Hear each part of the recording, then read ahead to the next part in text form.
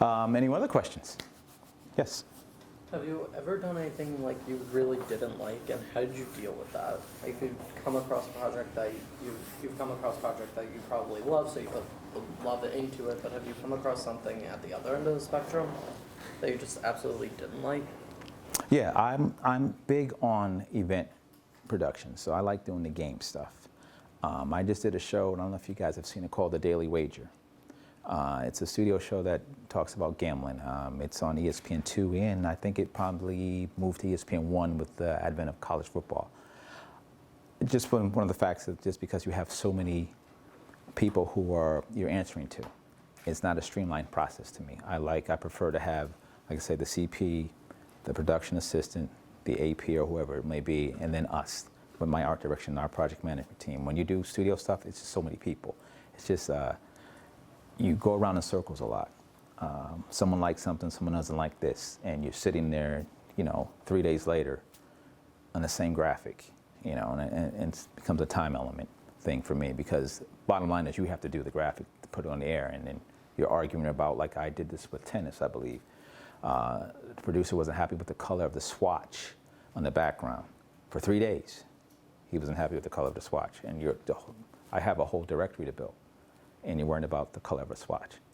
I hope he doesn't watch this program somewhere. Let me say this, but but that's the kind of Got 2 words for that. So for like a regular Monday night game, how long would it take to set up all the graphics? What's your timeline for? Okay, so good question. So Monday night football. So when I did that schedule last year, I was off Tuesday, Wednesdays. So we start with our meetings on Thursday.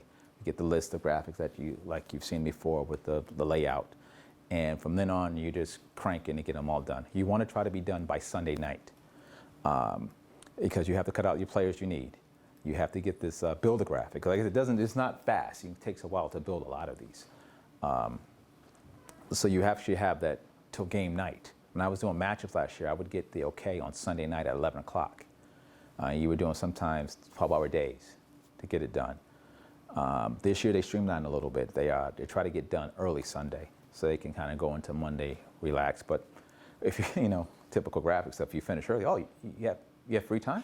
Yeah. Oh, no, I got something else. Yeah. Can you do this? So it kind of bites you on both ends. But usually you're cranking all the way through, especially for something like Monday. A lot of graphics and Wayne can attest to this. When you build graphics for a game, you build entirely too many graphics.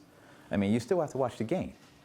You can build 30 graphics, but the game is what's still big. And I think a lot of soccer broadcasts, that don't make it. Yeah, if you build 20 graphics and they get 7 in, you're sitting there thinking, man, I was here at 11:30 Sunday night and you didn't use any. And that happened to me with the matchups. They really seldom use them, but I had to build them every week. And I would build like 7 of them, 2 players matchup, cut out green screen, make it all work, put all the logos in, the colors in, never use them. And I knew if I didn't do it, that'd be the one time they called for it. So you still had to do it. Same thing with customs. Like the custom graphics we showed you, they don't always make it because you have to follow the game. And that's one of the things they'll tell your producer, say, oh, well, Carl, I like what you did, but the game was tight.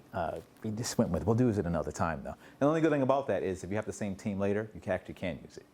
Like, say, if you're doing something on the Lakers and LeBron, and that graphic can come back and be used.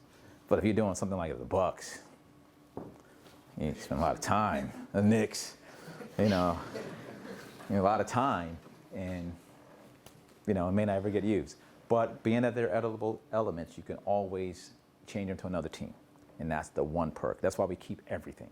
They'll come back like this year. Hey, you guys built a graphic 2 years ago. I wanted to be in a new look, but I want to have the same type of feel to it. We kept them all. So.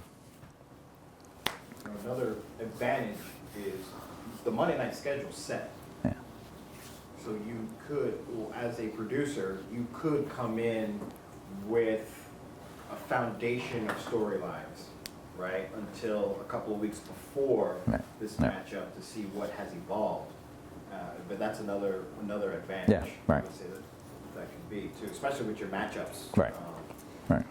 Matchup graphics. Yeah, you get burned every now and then when players get hurt, things like that. But that's the entire league. I mean, a lot of the Patriots are hurt. don't mean to laugh about it, but it's, you know.